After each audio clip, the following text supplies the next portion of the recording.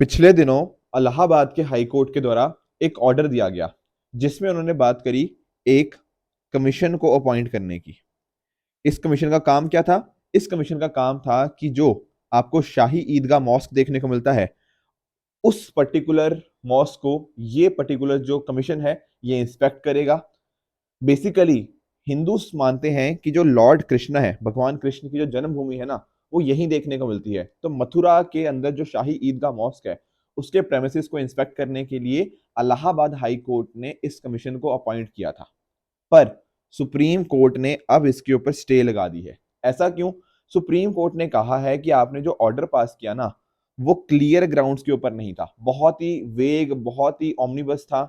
आपको बहुत ही स्पेसिफिक होना पड़ता है जब आपको कोई कमीशन अपॉइंट करना पड़ता है, जो कि यहाँ पर हाई कोर्ट के द्वारा नहीं किया गया। इस वजह से सुप्रीम कोर्ट ने इस मसले के ऊपर, ये जो इंस्पेक्शन पैनल था, इसके ऊपर स्टे लगा दिया है। दूसरी तरफ अगर हम बात करें तो देखो, आजकल आपको बहुत ज्यादा इश्यूज देखने को मिलेंगे।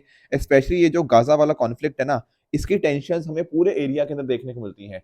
रेड सी के अंदर आए दिन हम देखते रहते हैं कि अलग अलग कंट्रीज, जैसे हाउथीज हो गया, ये हाउथी रेबल्स है, वो यहाँ पर अटैक करते हैं अलग अलग देशों के ऊपर, उनकी शिप्स के ऊपर। उसी तरह से यहाँ पे अभी देखने को मिला है कि ईरान ने मिसाइल स्ट्राइक लॉन्च करी है पाकिस्तान के ऊपर, टारगेटिंग मिलिटेंट्स। दरअसल में ईरान का मानना क्या है कि एक मिलिटेंट ग्रुप है जैश अल अदल, ये आपको पाकिस्तान के अंदर देखने को मिलेगा। इसके ऊपर ईरान के द्वारा अटैक्स लॉन्च किए गए थे, यहाँ पे ड्रोन्स का यूज किया गया, मिसाइल्स का यूज किया गया। हालांकि ये न्यूज बाद में हटा दी गई थी। अब एक्चुअली में क्या हुआ है, बहुत ज्यादा क्लैरिटी इसके रिगार्डिंग है नहीं। बट साथ ही साथ अगर आप नोटिस करो, ईरान ने परसों भी एक अटैक किया था, जहां पर उसने अटैक कहां पे किया था, जो आपको इराक के अंदर यूएस की काउंसलेट मिलेगी ना, उसके बाहर यहाँ पे अटैक हमें देखने को मिलता है। तो बहुत सारे अटैक्स चल रहे हैं। जो इसराइल और गाजा का जो कॉन्फ्लिक्ट है, इसके रेमिफिकेशन बढ़ते ही जा रहे हैं। अलग अलग बहुत सारे प्लेयर्स यहाँ पे इन्वॉल्व होते हुए हमें देखने को मिल रहे हैं। तो दोस्तों, डेट है आज की 17 जनवरी 2024 एंड आप सभी का स्वागत है आज के प्रीलिम बूस्टर न्यूज डिस्कशन के अंदर। एक देखो, थोड़ी कंट्रोवर्शियल न्यूज है आज के द हिंदू के अंदर ही, कि जो तमिलनाडु के गवर्नर है ना, उन्होंने सैफरन कंट्रोवर्सी को यहाँ पे जनरेट किया है। दरअसल में आप नोटिस करोगे, मैं थोड़ा आपको इनके बारे में बताऊंगा, थिरुवल्लुवर के बारे में, ठीक है ना।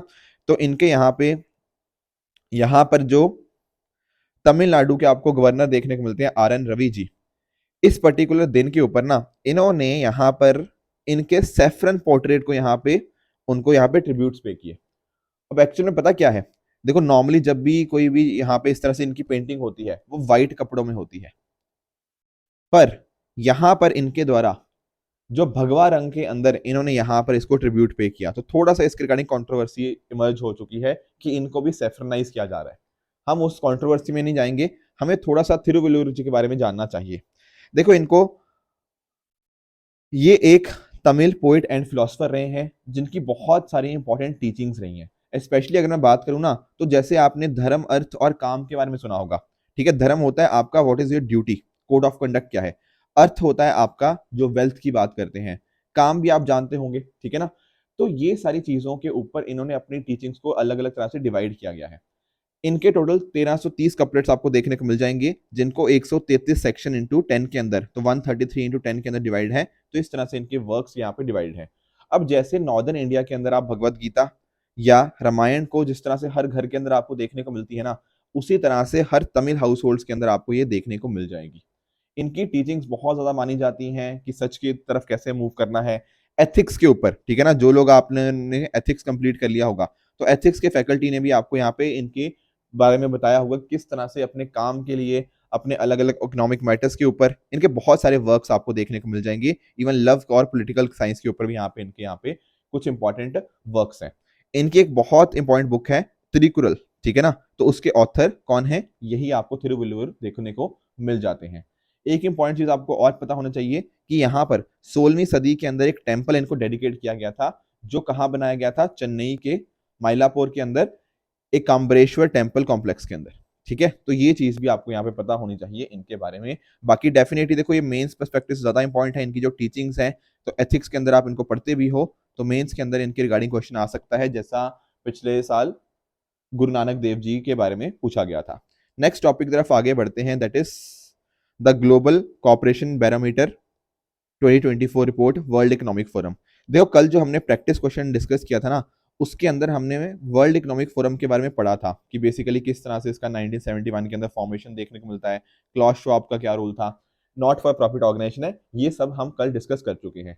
अब ना इसका जो डायलॉग है, डावोस डायलॉग, वो चल रहा है। अब वहीं पर आपको रिपोर्ट निकलती हुई देखने को मिलेगी, ग्लोबल कॉपरेशन बैरोमीटर 2024। तो पहली बात तो यही कि रिलीज कौन कर रहा है इसको, वर्ल्ड इकोनॉमिक फोरम। साथ ही साथ ना जो मैकिंजी एक अपने आप में बहुत बड़ी कंसल्टिंग कंपनी है, वो भी यहाँ पे साथ में आई है वर्ल्ड इकोनॉमिक फोरम के साथ में, ताकि ये पर्टिकुलर चीज को निकाल पाए। अब ध्यान में रखना कि यहाँ पर हमें ना 5 पैरामीटर देखने को मिलते हैं। देखो नाम में आप याद रखना, नाम क्या था, ग्लोबल कॉपरेशन बैरोमीटर। कॉपरेशन का मतलब क्या होता है, सब लोग मिलजुल कर काम करें। तो यहां पर ना इस पर्टिकुलर रिपोर्ट के अंदर यही देखा गया है कि दुनिया भर की कंट्रीज हैं वो किस तरह से अलग अलग डायमेंशंस के ऊपर कॉपरेट कर रही हैं। जैसे for example trade and capital, innovation and technology, climate and natural capital, health and wellness, peace and security.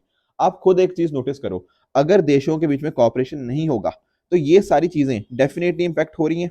ठीक है ना। जैसे फॉर एग्जाम्पल अगर मैं क्लाइमेट की बात करूं, हम इतनी बड़ी बड़ी बातें तो करते हैं कि क्लाइमेट चेंज को हम रोकेंगे, ये करेंगे, वो करेंगे, पर अगर कंट्रीज के बीच में आपस में बिल्कुल भी कॉपरेशन नहीं होगा तो क्या हम फोकस कर पाएंगे कि एमिशंस कम हो जाएं? नहीं कर पाएंगे, क्लाइमेट चेंज तो होता ही रहेगा।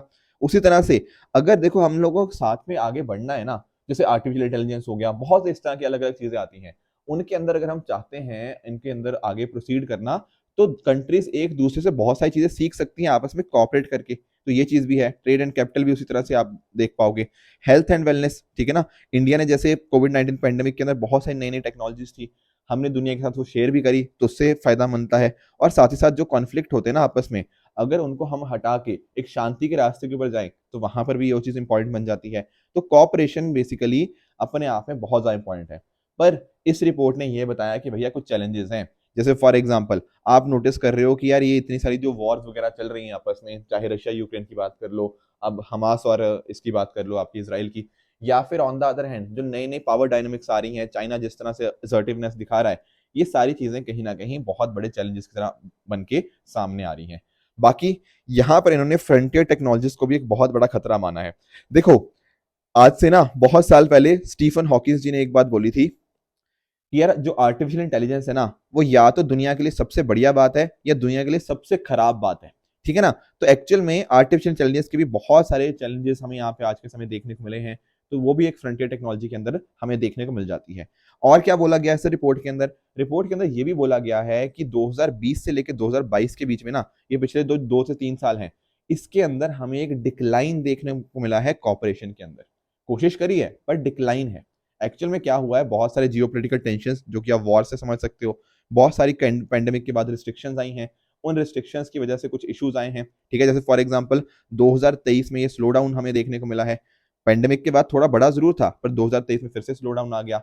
उसी तरह से हेल्थ कॉपरेशन के अंदर पॉजिटिव अच्छी बात यह है कि अब हमने जैसे गावी अलायंस हो गया, वैक्सीन के अंदर हमने आपस में कॉपरेशन किया अलग अलग देशों ने, तो वो एक अच्छी बात है। तो ये कुछ चीजें हैं जो इन्होंने बताई हैं। नेगेटिव्स के अंदर इन्होंने ये बताया हेल्थ के अंदर कि जैसे ही कोविड-19 पैंडेमिक के बाद बहुत सारे लोगों की डेथ्स देखने को मिली, उस वजह से बहुत सारे लोगों को अलग अलग इश्यूज, हेल्थ रिलेटेड डिसऑर्डर्स देखने को मिले, डिसेबिलिटी एडजस्टेड लाइफ ईयर्स के अंदर चेंजेस देखने को मिले। तो ये सब चीज़ों की वजह से ना हेल्थ प्रायोरिटीज के ऊपर जो इश्यूज थे कहीं ना कहीं हमें नेगेटिवली इंपैक्ट होते हुए देखने को मिल जाते हैं। तो इनका मानना क्या है, इनका मानना ये है कि भैया इंटरनेशनल पार्टनरशिप्स होनी चाहिए सब चीज़ों के अंदर। हेल्थ के अंदर आपके कैसे क्लिनिकल ट्रायल्स को और बेहतर किया जा सकता है, सप्लाई चेन डिस्ट्रप्शंस जो हुई थी कोविड-19 पैंडेमिक से, उसको हम कैसे रिकवर कर सकते हैं, ये सारी चीजें यहाँ पे देखने को मिल जाती हैं। इनकी कुछ रिकमेंडेशंस हैं और साथ में ये भी बोला गया है कि कुछ इंपॉर्टेंट ड्रग्स को हम आपस में मिलकर ग्लोबली कॉपरेशन के थ्रू यहाँ पर इनको बना सकते हैं। तो ये सारी बातें हैं जो कि आपकी ग्लोबल कॉपरेशन बैरोमीटर रिपोर्ट 2024 जो कि वर्ल्ड इकोनॉमिक फोरम रिलीज करता है उसके द्वारा यहाँ पे बताई गई हैं। नेक्स्ट टॉपिक की तरफ आगे बढ़ते हैं, it is vulture restaurant in Jharkhand. अब आप लोग सोचोगे सर रेस्टोरेंट, रेस्टोरेंट मतलब जैसे हम लोग खाना खाना जाते हैं रेस्टोरेंट में, वही वाला रेस्टोरेंट? आंसर इज यस, बिल्कुल ठीक बात है, वही वाला रेस्टोरेंट। अब नोटिस करो, अब हम लोग तो सर क्या खाते हैं, हम लोग पनीर खाते हैं, दाल खाते हैं, ठीक है ना, इस तरह की चीजें खाते हैं, बिल्कुल ठीक बात है। तो सर वल्चर क्या खाते हैं? अरे वल्चर एनिमल के जो कारकेस होते हैं ना, उनको खाते हैं। बेसिकली जो एक पशु होता है उसका जो मरा हुआ जो पशु होता है उसके मृत शरीर को यहाँ पे वल्चर्स के द्वारा कंज्यूम किया जाता है कि नहीं? अब मुझे एक बात बताओ, अगर मान लो वल्चर्स के पास यही नहीं मिलेंगे, मतलब जो पशुओं का मृत शरीर उनको अगर नहीं एक्सेस होगा तो वल्चर्स मर जाएंगे। या फिर अगर पशुओं का मृत शरीर है पर उस पर्टिकुलर पशु को मरने से पहले कुछ तरह के अलग अलग ड्रग्स यूज किए गए हों। एक्चुअल में ना आपको मैं बताता हूँ, एक ना बहुत ही फेमस ड्रग है डाइक्लोफेनेक, ठीक है ना। ये अक्सर ना लाइव स्टॉक को लगाया जाता था, अब तो इसको थोड़ा बैन कर दिया गया है। पहले इसको ना लाइव स्टॉक के ऊपर बहुत ज्यादा यूज किया जाता था। एक्चुअल में ऐसा माना गया है कि पशुओं की जो काम करने की क्षमता है वो इससे बढ़ जाती है इस ड्रग को देने से। तो हमारे जो पशुओं को जो देखते हैं, वो लोग जो उनका केयर करते हैं, वो लोग इस पर्टिकुलर ड्रग को बहुत ज्यादा यूज करते थे। अब कल को मान लो जब पशु मर जाएगा तो फिर वल्चर उसको खाएंगे, तो वल्चर के अंदर भी तो जाएगा ना ये डाइक्लोफेनेक, बिल्कुल। इस वजह से जो वल्चर्स की पॉपुलेशन थी ना बहुत ज्यादा कम हो गई है पिछले 15-20 सालों के अंदर। तो हमें ना कहीं इन वल्चर्स का ध्यान रखना है, इनको कंजर्व करना है। क्योंकि आप नोटिस करो, अगर वल्चर्स जो top of the food chain के अंदर हमें देखने को मिलते हैं, अगर वो नहीं होंगे तो दिक्कत तो बहुत ज्यादा आएगी, ठीक है ना। तो इस वजह से ये रेस्टोरेंट हमें देखने को मिला है इस तरह से कि जहां पर वल्चर्स आराम से, ठीक है ना, वल्चर्स को बेसिकली जो उनका फूड है वो यहाँ पर उसको एक्सेस कर पाएंगे इस तरह से, ठीक है ना। तो इस तरह से का वल्चर रेस्टोरेंट कहाँ पे आया है, कोडरमा डिस्ट्रिक्ट झारखंड के अंदर आपको यहाँ पे देखने को मिल जाएगा, ठीक है। तो यहाँ पर स्कैवेंजर बर्ड्स को इस तरह से कार के साथ यहाँ पे आपको मिल जाएंगे इनको, तो ये इस तरह से देखने को मिलता है। तो ध्यान रखना ये क्या है, ये भी एक इन सीटू यहाँ पे कंजर्वेशन आपको देखने को मिल जाएगा। पहला ऐसा दुनिया में साउथ अफ्रीका में किया गया था 1966 के अंदर, फिर बाद में बहुत सारे देशों ने भी किया और सारे इंडिया ने भी। इनफैक्ट 2015 के अंदर महाराष्ट्र के रायगढ़ डिस्ट्रिक्ट के अंदर जो फांसाड वाइल्ड लाइफ सेंचुरी है ना, वैसा रेस्टोरेंट इंडिया ने भी पहले महाराष्ट्र में खोला था, ठीक है। वल्चर्स की अगर हम बात करें तो वल्चर्स देखो काफी स्लो ब्रीडर होते हैं, बेसिकली रिप्रोडक्शन बहुत धीरे धीरे होती है। तो अगर मान लो कई साल लगते हैं उनके बच्चे पैदा होने के अंदर, मतलब रिप्रोडक्शन के अंदर, तो डेफिनेटली हर पर्टिकुलर वल्चर का सर्वाइवल होना अपने आप में बहुत ज्यादा इंपॉर्टेंट बन जाता है। दुनिया भर में ना वल्चर की टोटल 23 स्पीशीज हैं, उनमें से जो 9 स्पीशीज हैं वो इंडिया में मिलती हैं। ये है उनके नाम, जैसे इंडियन वल्चर हो गया, आपका इंडियन व्हाइट बैक्ड वल्चर हो गया, रेड हेडेड वल्चर हो गया, स्लेंडर बिल्ड वल्चर हो गया। इनके बारे में ना थोड़ा सा एक आइडिया रखो, स्पेशली ये जो टॉप 3-4 है इनका थोड़ा ज्यादा आइडिया रखना कि इनका IUCN स्टेटस क्या है। क्योंकि आप नोटिस करोगे इन चारों का, जो पहली टॉप 4 है इनका क्रिटिकली इंडेंजर्ड है, बाकी नीचे इंडेंजर्ड, नियर थ्रेटेंड और नियर थ्रेटेंड और लीस्ट कंसर्न भी है, ठीक है ना। तो ये 9 स्पीशीज इंडिया में देखने को मिलती हैं, वैसे टोटल 23 स्पीशीज आपको देखने को मिल जाएंगी। बाकी साइट्स के अंदर अपेंडिक्स 2 के अंदर है और WPA वाइल्ड लाइफ प्रोटेक्शन के अंदर ये आपको शेड्यूल 1 में देखने को मिल जाएगा। तो ये कुछ पॉइंटर्स हैं जो आपको पता होने चाहिए। ऐसा नहीं है कि सरकार ने अभी इनके रिगार्डिंग काम शुरू किया है, जैसे हमें पता लगा कि डाइक्लोफेनेक का इम्पैक्ट बहुत ज्यादा है, ठीक है ना, तो उस वजह से हमने भी ये सारी चीजें कहा कि ये सब आप यूज नहीं कर सकते। बहुत सारी जगह के ऊपर वल्चर्स को हंट किया जाता है क्योंकि ऐसा माना गया है कि इनसे कुछ मेडिसिन वगैरह बनाई जाती हैं इनकी बॉडी के पार्ट से। तो ये कुछ इश्यूज यहाँ पे देखने को मिल जाते हैं। पर हमारी सरकार ने कुछ कंजर्वेशन एफर्ट्स भी लिए हैं, जैसे फॉर एग्जांपल पिंजौर हरियाणा के अंदर ना वल्चर केयर सेंटर यहाँ पे एस्टेब्लिश किया गया था 2001 के अंदर। बाद में इसको vulture conservation and breeding centre यहाँ पे बना दिया गया, तो इंडिया का पहला ये VCBC यहाँ पे देखने को मिल जाता है। वल्चर एक्शन प्लान हम लेके आए 2020 के अंदर, अगले 5 साल 2020 से 25 तक हम कैसे इस चीज को इंश्योर कर सकते हैं। तो जो भी इस तरह की जो मेडिसिन है ना जो यूज करी जाती है, जो ड्रग्स यूज करी जाती हैं, जैसे डाइक्लोफेनेक था, उसी की तरह जैसे आपका कीटोप्रोफिन हो गया, एसिलोफेनेक हो गया, इनको भी यहाँ पर बैन कर दिया गया क्योंकि इससे भी ना इनको यूज किया जा रहा था आपके लाइफ स्टॉक के ऊपर। फिर वो लाइफ स्टॉक की डेथ हो जाती थी तो कहीं ना कहीं वो जाता था आपके वल्चर के पास और वल्चर की वहां पे डेथ होने की पॉसिबिलिटी बढ़ जाती थी। उसी तरह से अगर हम बात करें तो हजारीबाग डिस्ट्रिक्ट जो कि आपको झारखंड के अंदर ही देखने को मिलता है, वहां पर 100 किलोमीटर का रेडियस एक तरह से वल्चर सेफ जोन को डिक्लेयर कर दिया गया है। तो एक तरह से वहां पे वल्चर्स को पूरा सेफ हैबिटेट यहाँ पे मिलता है। उसी तरह से कंजर्वेशन सेंटर्स भी हैं, तो झारखंड फॉरेस्ट डिपार्टमेंट ने यहाँ पर इस तरह का कंजर्वेशन सेंटर भी यहाँ पे बनाया है। नेक्स्ट टॉपिक की तरफ आगे बढ़ते हैं, it is new butterfly species discovered in western Ghats. पहले तो ना इसका नाम समझो कि नाम क्या है। ये है आपकी क्लाउड फॉरेस्ट सिल्वर नाइन। बहुत बार ना UPSC ने ऐसे ही क्वेश्चन पूछे हुए हैं कि cloud forest silver nine news में था, आखिर ये है क्या, क्या ये एक्सो प्लेनेट है, बटरफ्लाई स्पीशीज है। तो इस तरह के क्वेश्चन आपको टैकल करना आना चाहिए। कहाँ पे देखा गया है, वेस्टर्न घाट्स के अंदर। ऐसा मत समझना कि पहली बार था, इससे पहले भी एक बार देखा गया था, बट आज से वो काफी पुरानी बात हो चुकी है। आई थिंक 2008 में देखा गया था, तो दोबारा अब यहाँ पर नई स्पीशीज एक तरह से हमें देखने को मिल जाती है। अब इसको थोड़ा अगर हम नोटिस करेंगे तो हमने कहा देखा, वेस्टर्न घाट्स के अंदर, ठीक है ना। तो काफी हाई एलिवेशन के अंदर ये देखने को आपको मिल जाता है। इसके अगर हम बात करें ना इसके करेक्टरिस्टिक्स की, तो एक्चुअल में इसके कैरेक्टरिस्टिक्स आप यहाँ पे पूरा देख सकते हो। जैसे इस तरह की ये बटरफ्लाई आपको स्पीशीज देखने को मिल जाती हैं। ऊपर वाली साइड की अगर हम बात करें, ठीक है, तो यहाँ पर आप देख पाओगे कि ऑरेंज मार्किंग यहाँ पे नहीं देखने को मिलती। यहाँ पे आपको ब्लू शाइनिंग कलर आपको देखने को मिल जाता है इसके विंग्स के ऊपर, और नीचे वाली साइड इसके विंग्स के ऊपर एक छोटा सा ऑरेंज पैच है जिसमें 2 ब्लैक स्पॉट्स हैं। और इसके विंग्स की अंडर साइड के ऊपर यहाँ पर इस तरह से आपको विंग बैंड्स आपको देखने को मिल जाएंगे, कुछ यहाँ पे धब्बे, यहाँ पे स्पॉट्स वगैरह भी यहाँ पे देखने को मिल जाते हैं। तो ये कुछ कैरेक्टरिस्टिक्स हैं इस नई बटरफ्लाई स्पीशीज की, जिसको यहाँ पर वेस्टर्न घाट्स के अंदर यहाँ पे डिस्कवर किया गया है। ठीक है, तो यहाँ पर अगर आप नोटिस करो, जैसे मैंने आपको बताया, कर्नाटका का कोडागु डिस्ट्रिक्ट के अंदर हनी वैली, तो बेसिकली वेस्टर्न घाट्स की यहाँ पे बात हो रही है। सेकेंड एंडेमिक स्पीशीज है जो यहाँ पे हमें डिस्कवर हुई है वेस्टर्न घाट्स के अंदर। ठीक है, तो डिस्टिंक्ट इसी वजह से है क्योंकि जब आप इनके पूरे पैटर्न्स को देखते हो, इनके बैंड्स वगैरह को देखते हो, तो इनके बैंड्स बिल्कुल हमें फ्यूज्ड बैंड्स देखने को मिलते हैं। तो इस वजह से पहले लगा था कि शायद ये कोई पुरानी ही स्पीशीज है, पर नहीं, ये एक नई बटरफ्लाई स्पीशीज हमें यहाँ पे देखने को मिल जाती है। तो ये कुछ पॉइंटर्स थे इस पर्टिकुलर स्पीशीज के रिगार्डिंग, पर इसका नाम और कहाँ पर ये पाई गई है ये सबसे ज्यादा हमारे लिए इंपॉर्टेंट बन जाता है। तो मैं जो बता रहा था ना कि इस स्पीशीज को हमने 2008 में भी एक पर्सन ने देखा था, ठीक है ना, कहाँ पर, ब्रह्मगिरी जो आपका वाइल्ड लाइफ सेंचुरी है। पर कहीं ना कहीं सिर्फ उस टाइम देखा गया था, बहुत ज़्यादा रिसर्च नहीं हुई थी। फिर 2021 के बाद रिसर्च करनी स्टार्ट हुई, तो अब यहाँ पे हमें ये डिस्कवर हुई है वेस्टर्न घाट्स के अंदर।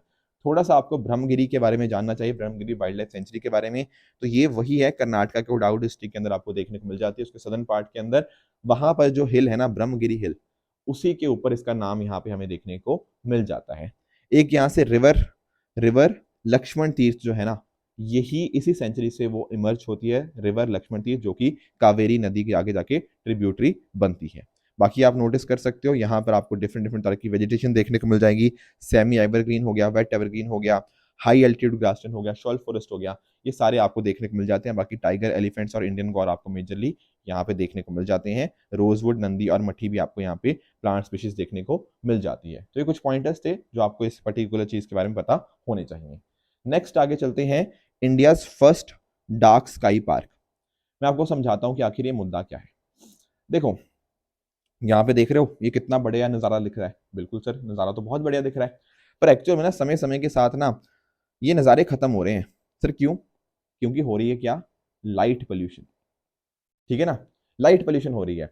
अब जो देखो इस तरह की नाइट स्काई है, यानी कि डार्क स्काई कह लो, तो क्लियर डार्क स्काई का ना अपना ही एक इंपॉर्टेंट रोल है। सर ऐसा क्यों आप कह रहे हो? क्योंकि आप नोटिस करो, हमें बहुत सारी ऑब्जर्वेशंस करनी होती हैं, है ना। एस्ट्रोनॉमी की अगर हम फील्ड के अंदर जाएं तो उसके अंदर बहुत अलग अलग तरह की ऑब्जर्वेशंस करनी होती हैं।